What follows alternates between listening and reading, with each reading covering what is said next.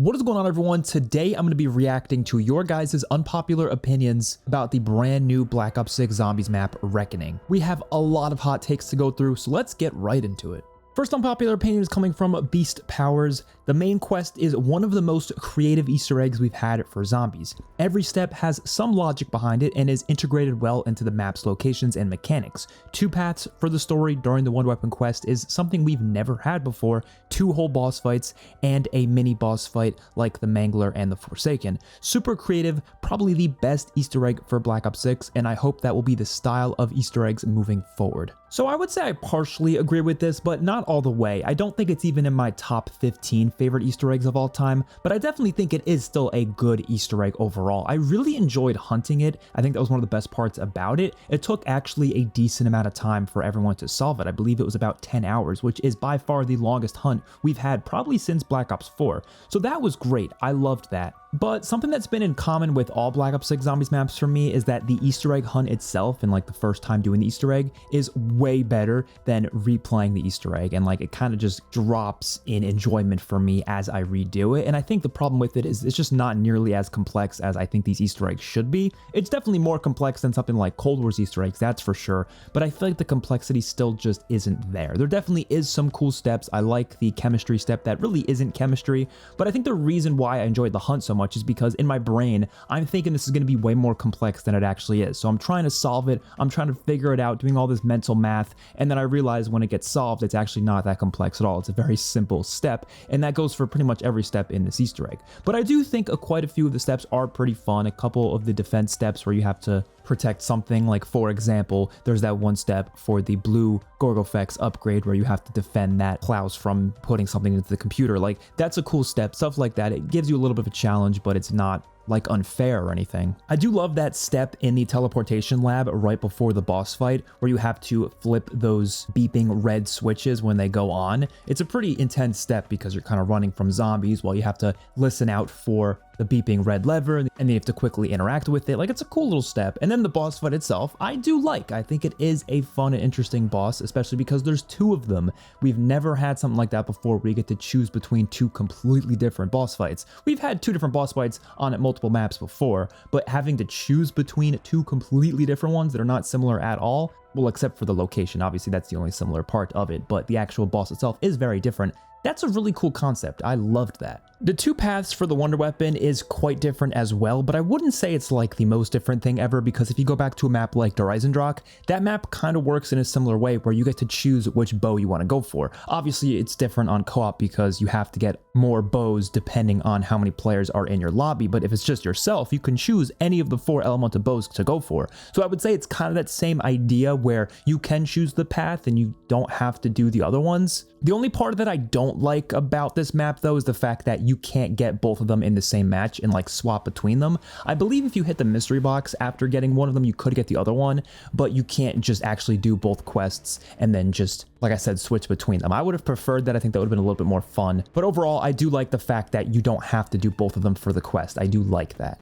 I don't know if it's my favorite Easter egg in this game. I would say it's probably in the top 3 best ones, but I feel like Shattered Veil is probably a little bit better. Citadel I used to think was better, but after they added double tap, I feel like that boss fight's way too easy now, so I don't really struggle in it nearly as much, which makes it a little bit less exciting. So I think probably Shattered Veil is my favorite Easter egg at this point, but it's really hard to tell. I feel like the quality of these Easter eggs are pretty similar to each other. The only ones that are massively inferior are obviously Liberty Falls and the Tomb. Next hot take is coming from Little Timmy Real. This map is the perfect balance between casual and hardcore player experiences because of the Sam boss fight being the easier one for casual players and the Richtofen one being the harder one for more hardcore players. So like I mentioned before, I do like the fact that there was 2 different boss fights in this game, and I do love that one is a lot easier than the other one. There's a pretty big gap in difficulty there. My only issue with this is the fact that they didn't give a better reward for doing the Richtofen boss fight compared to the Sam boss fight.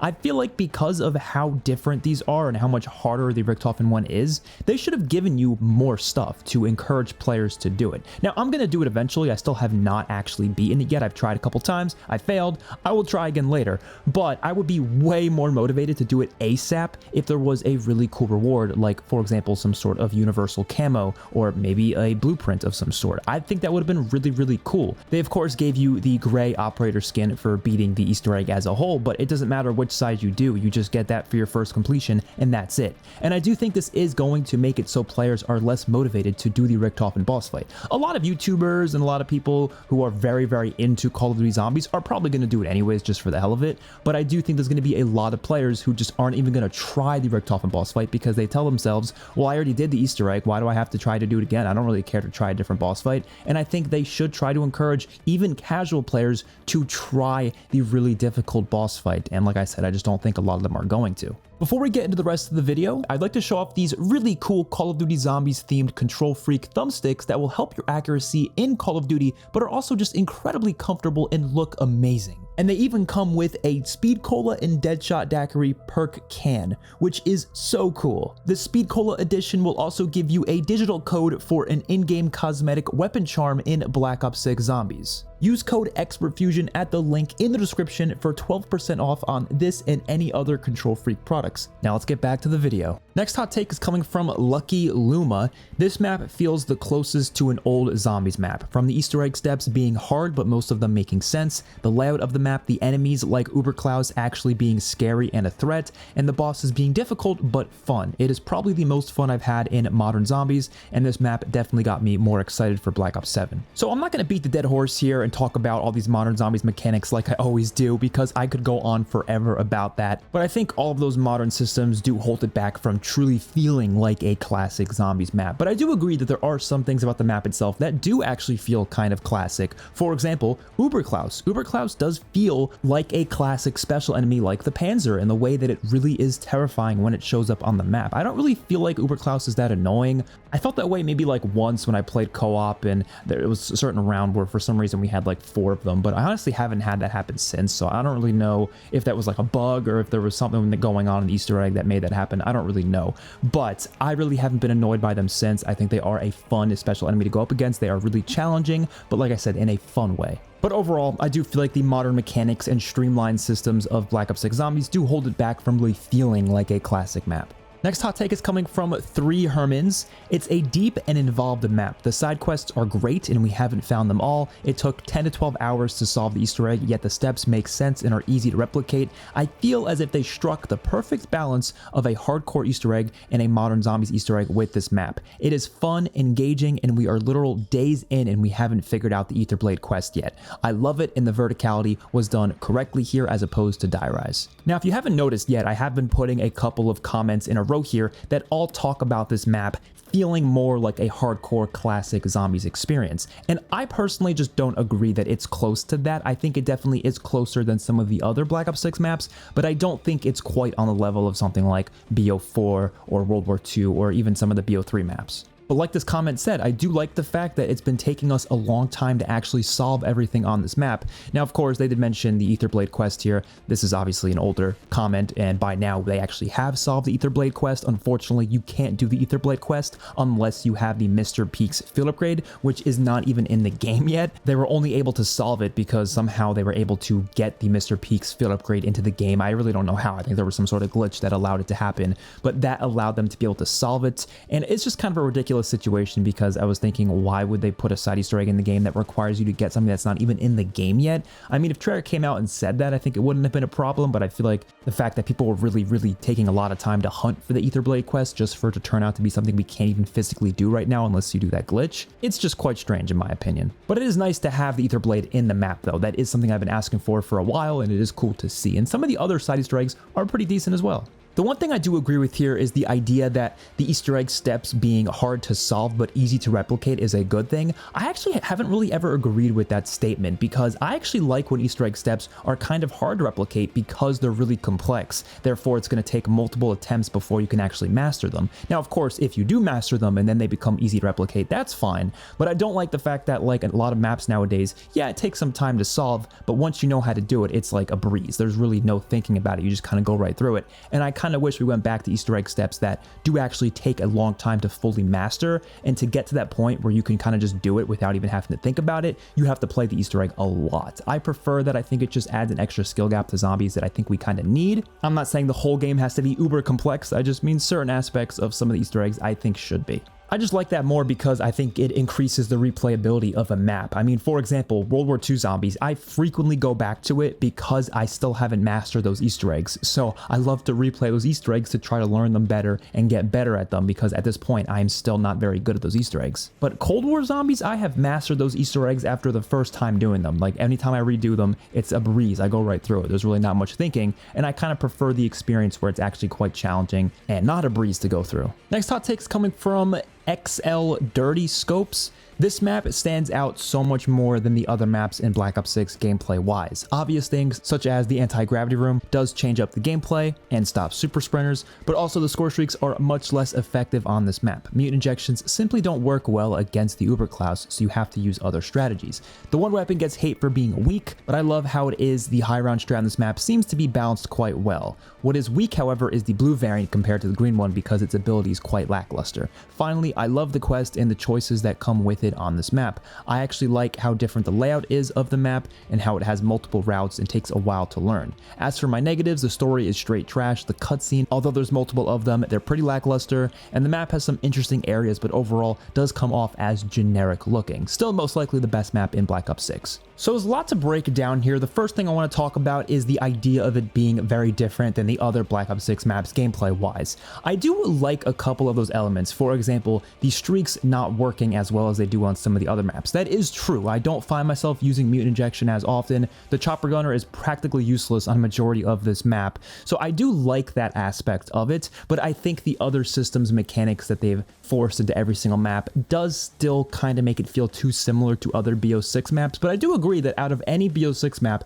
this one probably feels the most distinct. The anti-gravity room is really cool as well. I love that. And obviously the verticality of the layout is pretty interesting. A lot of people don't like it, but I actually do. I think it's pretty fun, and it's definitely handled way better than Die Rise. I like being able to parachute from the top of that one tower all the way back to the spawn room. That's a pretty cool thing you can do. Of course, I wish this map had grappling hooks though. That was one of the things I really wanted to see. And obviously with playing this map, I don't really see where the grappling hooks would have worked anyways, but if they designed the map differently in a way to where you can freely explore the outsides of the towers and actually grapple up at different points, that would have been really, really cool, but the map would have to been a lot bigger for that, obviously. And I definitely think there's a bit of a missed opportunity there with parkour elements. It would have been really cool if this map had a lot of different parkour things. Like for example, outside of the towers itself, it would have been cool if you can get to different higher places of the tower by utilizing different parkour methods. I think that would have been fun, but they didn't really utilize that at all. When it comes to the wonder weapon, I was sort of negative on this when the map first came out. My first impressions review, I was saying this is one of my least favorite wonder weapons of all time.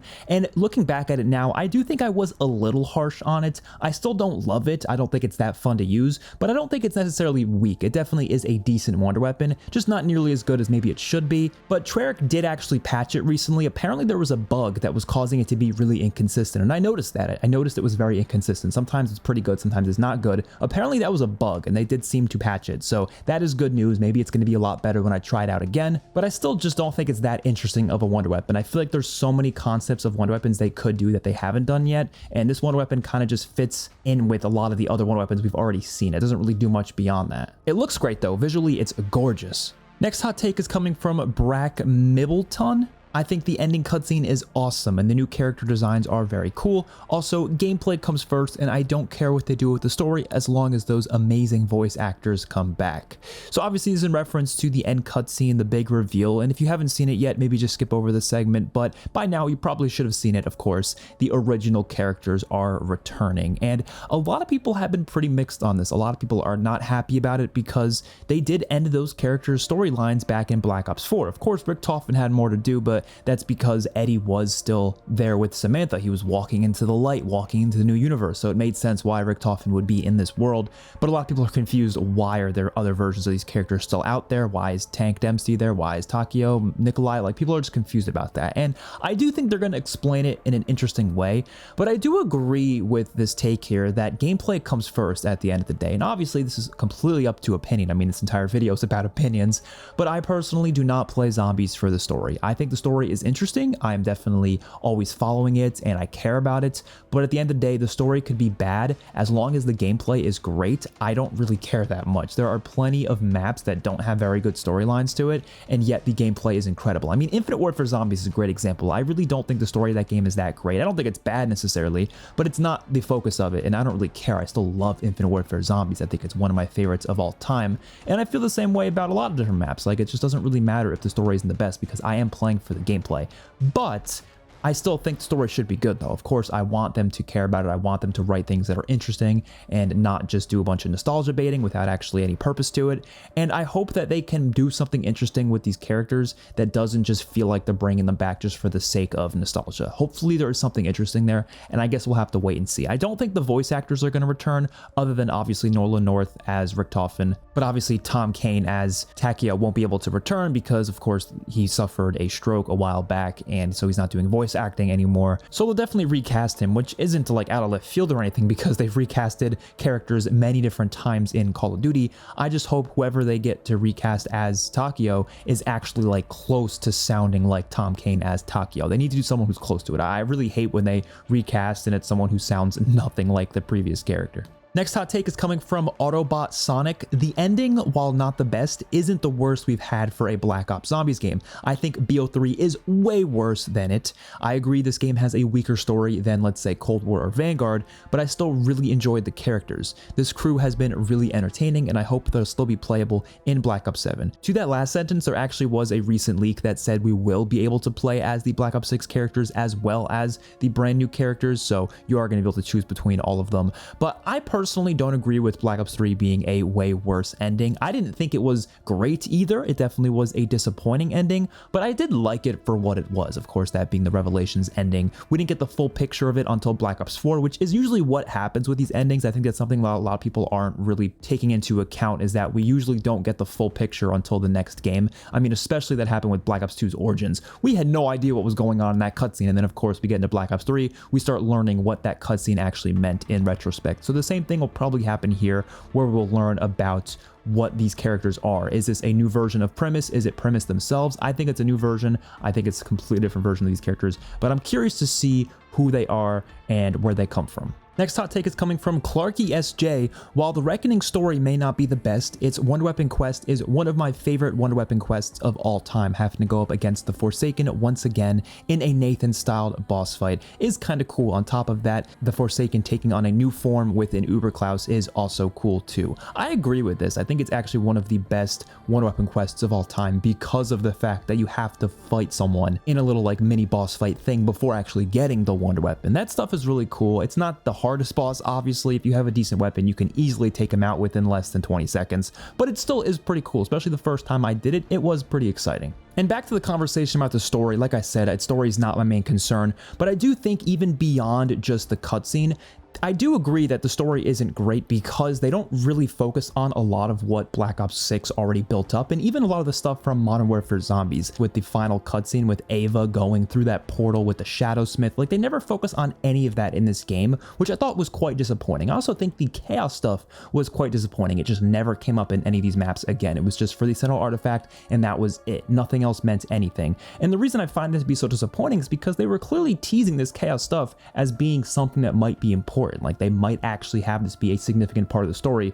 but it really was turned into just a MacGuffin. That's all it was, which a MacGuffin is just like a plot device that's not really there for anything other than being a plot device, which again is disappointing. Next hot take is coming from Tanner Waters. Reckoning continues the trend of the final zombies map in a game being underwhelming. The setting is just another facility, the story left a lot to be desired, the wonder weapon just doesn't feel fun to use, and there's a bunch of missed opportunities. There hasn't been a satisfying final zombies map since Origins. So a lot of the takes in this video so far have been mostly positive, but here is a comment that is obviously mostly negative, and honestly I agree with some of this, but not with all of this. Like I said before, I do think the wonder weapon doesn't feel nearly as fun to use as it should be. It's not bad or anything, but it just doesn't feel as fun to use. Definitely a lot of missed opportunities, definitely some story issues. The setting I enjoy to a degree, but it's one of those things where I just know zombies can be so much bigger and better than this. Like the facility itself, they do some interesting things with it in a couple of the areas, like the quantum computing area with all the dark ether plants. That stuff looks pretty cool.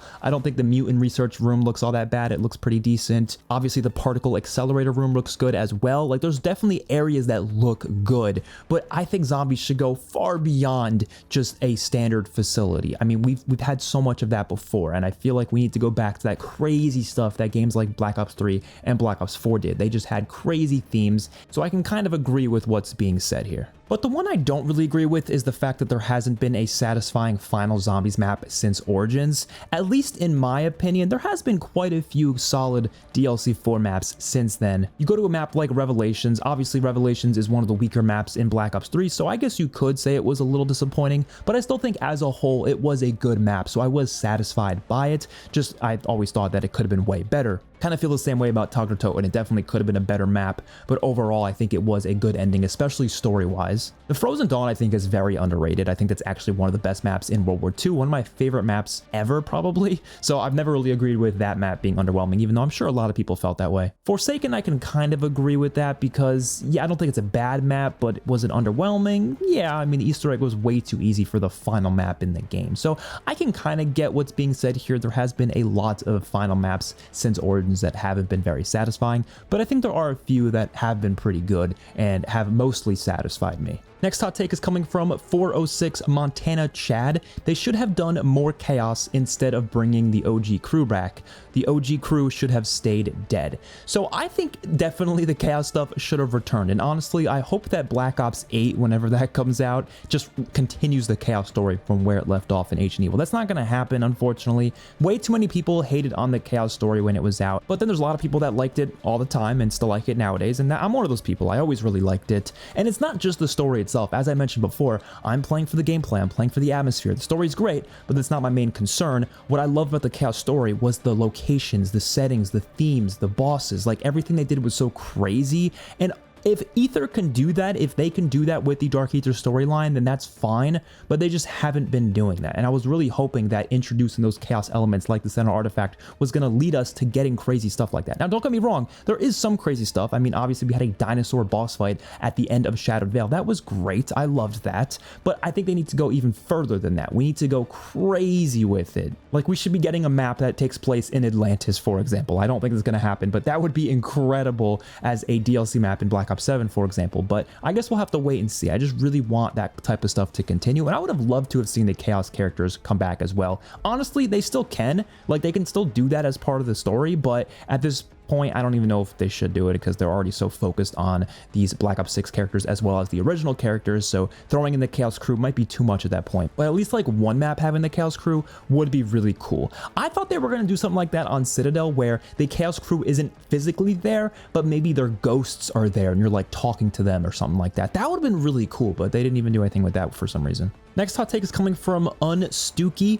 Adding extra zeros on the end of bosses' HP bars does not equal difficulty or fun. Killing the same elite for multiple minutes isn't fun. Neither is a main boss fight that lasts 20 minutes or more. I personally think long boss fights is great, but I kind of do agree with the sentiment here that you shouldn't just extend the HP of a boss to make them harder and that be the only thing you do. And the reason I have an issue with that is because it results in the difference in difficulty difficulty being pretty much centered around how well set up you are, which obviously is important. I do think it is good to have stuff like that where if you're better set up, it's going to be a bit easier. That's fine, but I don't want it to be pretty much the entirety of it. I think there should still be a lot of skill focused in the boss fights or just fighting regular bosses on the map as well. Just as like an example, if you go into the Citadel de Mor boss fight with double tap, a fully pack-a-punched shotgun that is like the highest rarity, you're going to be getting through that nice and easy. It's probably going to take you less than 2 minutes. It's not going to be a challenge. But if you go into that same boss fight with a blue rarity shotgun that's only tier 2 pack-a-punched, you don't have any score streaks, you don't even have double tap, you're going to take a lot longer. It's going to be a lot harder of a boss fight. And yes, like I said, it makes sense that there would be a gap there, but I don't think the gap should be so massive to the point where it's not really a difficult boss fight as long as you properly set up. That's my issue. When you go to an Easter egg boss fight like Mephistopheles from Infinite Warfare, you can be as set up as possible. It doesn't really matter. It's still going to be really challenging. You really just have to know your stuff. You have to learn the boss. You have to learn the attacks. And there is a little bit of that to the boss fights in Black Ops 6. Don't get me wrong, but I don't feel like it's as big of a focus. Like I said, if you get properly set up, if you use the right score streaks, the right equipment, you're chilling. Like it really isn't that bad. You just have to learn what those best setups are. And I think part of that reason is because the bosses are so focused on just having a lot of health rather than being something that's actually like a more interesting challenge to focus on. And like I said, I love the boss fights in Black Ops 6. I'm not saying anything, highly negative against them. I just think they could be so much better if they focused more on being difficult in different ways. And I actually do think the Richtofen boss fight manages that, because honestly, health isn't really the biggest issue with Richtofen. The biggest issue is his attacks are crazy deadly. That is the biggest issue with him. That's what makes it more challenging. So I actually think they are doing a good job in some of the instances, but not everywhere. And actually, Uberklaus as a special enemy, I think is pretty good with this because of the different damage points. He doesn't have that much health as long as you're shooting for his shoulders first, and then you go straight for his center. You actually do take him out pretty fast. So I don't have a big issue with that on this map specifically, but I do agree with the overall sentiment that you shouldn't just add extra zeros to bosses' health in order to make them more difficult. But that doesn't mean I don't think bosses should have a decent amount of health. That's not what I'm saying at all. They definitely should have a decent amount of health if it makes sense for the situation, of course. Next hot take is coming from Tim McMahon. Now that Reckoning is out and we got those 2 incredible final boss fights, I believe that Black Ops 6 has the absolute best boss fights out of any COD Zombies game, and it's not even particularly close.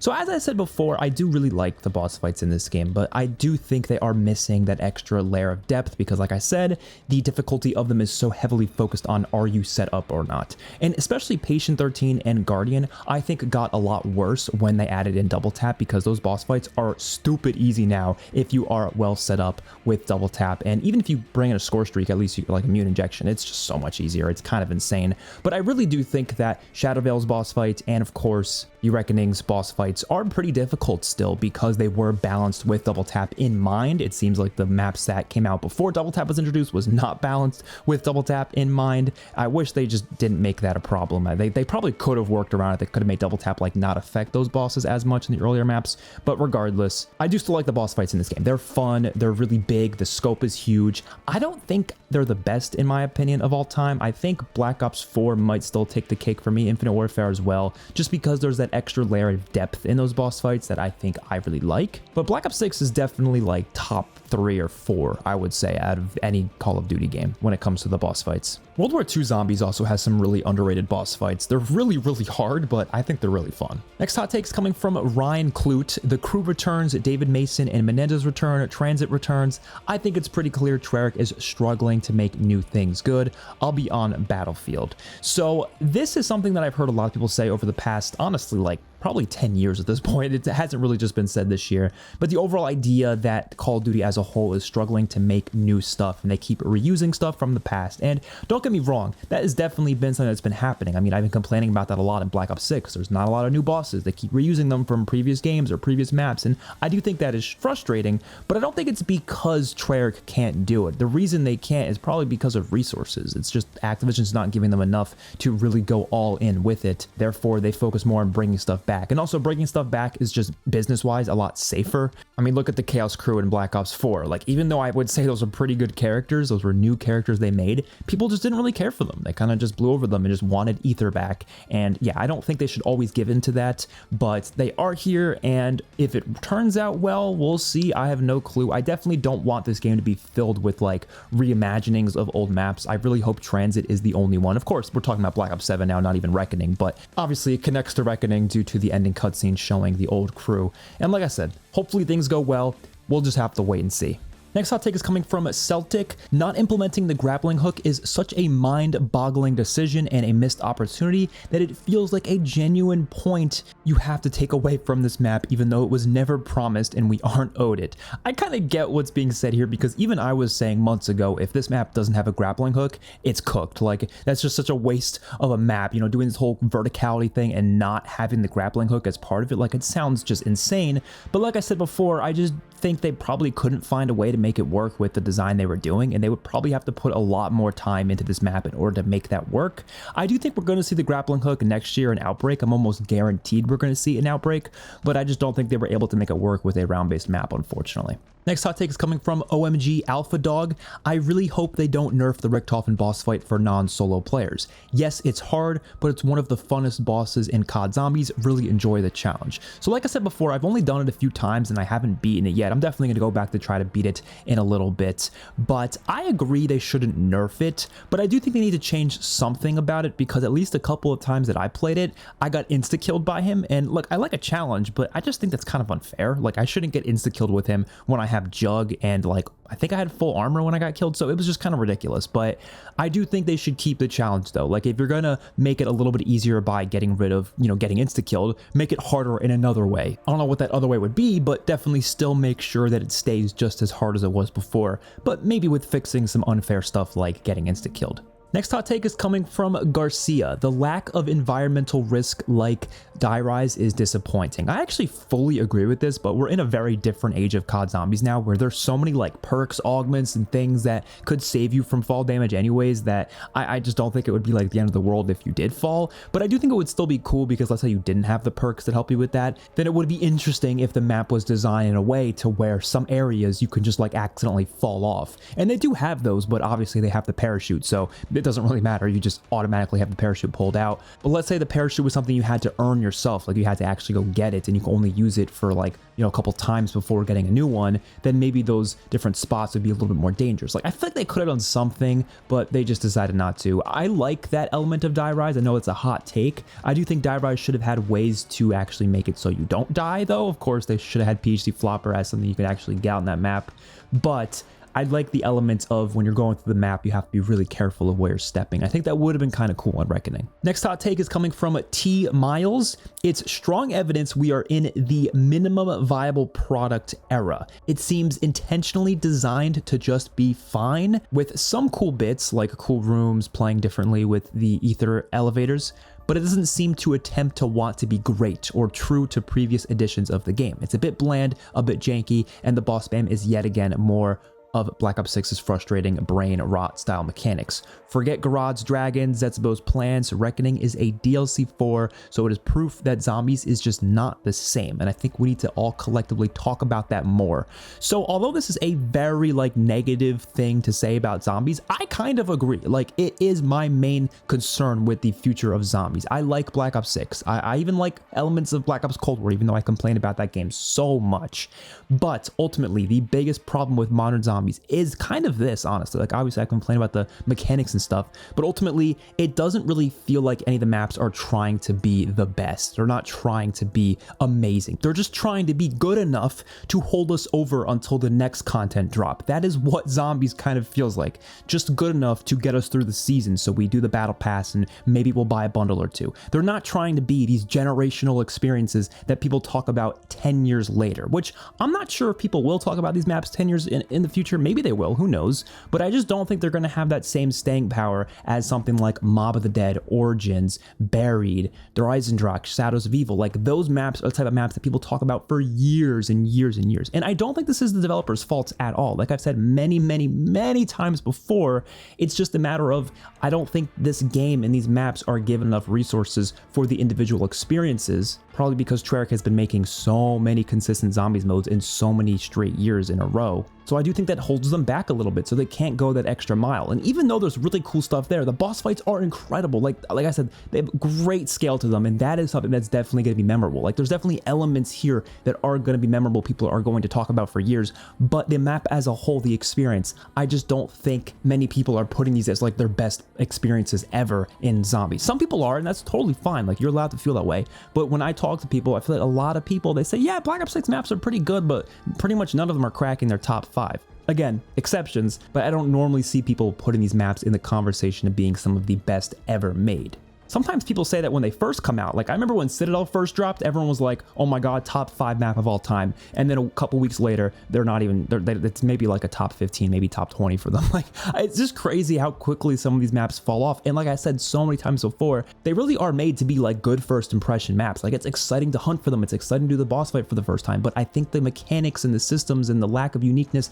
it does kind of hold it back. So they don't feel as special. That is my issue, and I really hope they fix that problem in the future, because it's still a really solid game. Like I really enjoy the experiences, but I want generational maps. I want maps that make me cry with how amazing they are. And who knows, maybe Black Ops 7 will do that. I don't know. Next hot take is coming from Flash FM Radio. The ending was ruined by the leaks. If it wasn't leaked, probably almost everyone would love it. So I don't entirely agree that everyone would love it, or almost everyone, if there wasn't any leaks, but I do agree that the leaks did hurt it a bit, because although I was definitely like, you know, freaking out when I saw it, I was like, oh my god, they're here, but it would have been way crazier if that wasn't leaked. I agree, because I was actually expecting it. Even before it happened, I was like, oh, they're probably going to be in this cutscene, because we've already heard they're most likely going to be in Black Ops 7. But if those leaks didn't exist, yeah, I think this would have been a lot crazier. It would have been a lot bigger, and I think a lot more people would be talking about it in a positive way, but there still would be a lot of people talking about it in a negative way as well. It just depends on who you are and how you feel about the story and the direction of it and everything like that. Next hot take is coming from Chino. This map is hot doo-doo soup. The Klaus rounds suck, the wannabe Panzer is annoying, and the layout is not fun at all, poorly executed. I just wanted to include this one because hot doo-doo soup is the funniest thing I've heard in a while. But I mean, I don't agree with this. I think this map is decent. Like I actually enjoy it. I think the Klaus rounds are pretty cool. I like the Panzer, or I guess it's not called the Panzer, Uber Klaus. I like it. I like the layout. So I actually disagree with this entire post pretty much, but you know what? I appreciate the enthusiasm with coming up with such a cool phrase like hot doo-doo soup. And the last hot take is coming from Zesty Moon. This map is the worst map in all of zombies. I didn't play it. Okay, so yeah, okay. Hopefully you guys enjoyed. Let me know your thoughts in the comment section down below. I will see you all in my next one. Peace out.